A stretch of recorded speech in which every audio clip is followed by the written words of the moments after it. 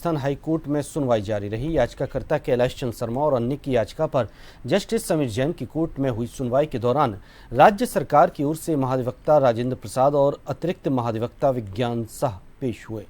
Court ने बहस सुनने के बाद माना कि अदालती आदेश की पालना में पूरे दस्तावेज पेश नहीं किए गए। कोर्ट ने मामले की सुनवाई गुरुवार को भी जारी रखते हुए राज्य सरकार को संबंधित पूरा रिकॉर्ड पेश करने के निर्देश दिए।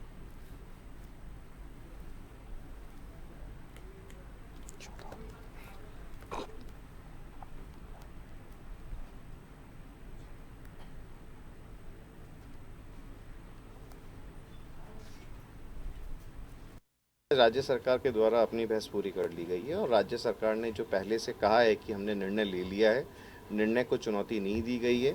इसके अलावा जो याचिकाकर्ताओं का कंडक्ट लेकर के रहा है उस पर भी बहस की गई है। फिर जो पुरानी नोटशीट्स याचिकाकर्ताओं द्वारा पेश की गई थी, इसका सोर्स उनके द्वारा कभी नहीं बताया गया, उनको लेकर के भी बहस की गई है कि क्या कोई रिकमेंडेशन के आधार पर कोई याचिका को चलाया जा सकता है या संवैधानिक बिंदु के तहत कोई निर्णय जो है सरकार द्वारा होना चाहिए था। जो निर्णय अब ले लिया गया है और इसको याचिकाकर्ताओं द्वारा चूंकि चैलेंज नहीं किया गया, इसलिए याचिका अब नहीं सुनी जा सकती। महाधिवक्ता साहब की तरफ से बहस हुई। उन्होंने बोला कि इनके पास जो एसओजी रिपोर्ट है वह कहाँ से आई, इसका उन्होंने कहीं भी उल्लेख नहीं कर रखा है और यह बहुत देरी से कोर्ट आए हैं। इन्होंने तथ्य छिपा के ये याचिका लगाई है और कोर्ट ने अगली सुनवाई में संपूर्ण पत्रावली मंगाई है शुरुआत से, जो जब से ये मामला चला है, और कहा है कि कल कोर्ट में संपूर्ण पत्रावली और जो भी ऑफिसर है जिसके पास ये पत्रावली है वह ये सारी पत्रावली लेकर उपस्थित रहेगा। आज भी सरकार की तरफ से कंटिन्यू किया गया और उसी बात को लेकर कि मेंटेनेबल है या नहीं है, और इन्फोसिस इन्हीं दो फैक्ट्स को लेकर आज भी है जो आर्ग्यू हुआ, जिसमें एजी साहब द्वारा ये कहा गया